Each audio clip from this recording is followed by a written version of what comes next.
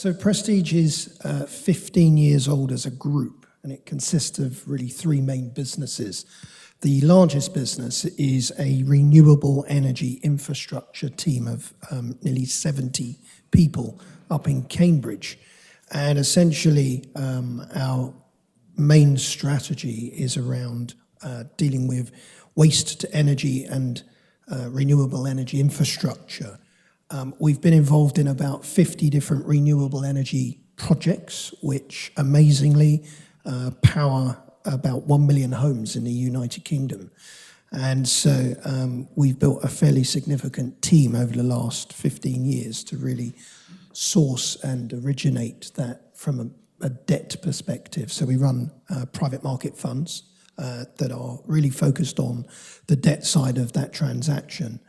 And we've been really engaging increasingly, not just with fund investors, but with very large groups that provide wholesale debt that want to collaborate with us in this space going forward. So as a group, we have about $1.1 billion of fund assets, but we have about $700 million of non-fund in the form of wholesale debt.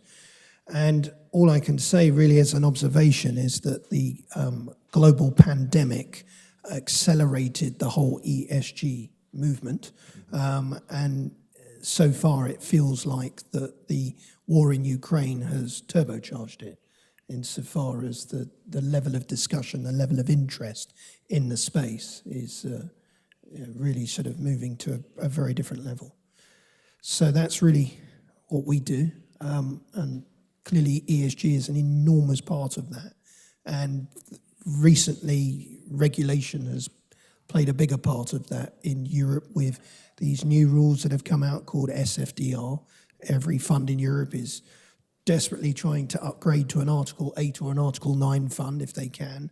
And for some that's easier than others. But it does represent a very significant opportunity going forward.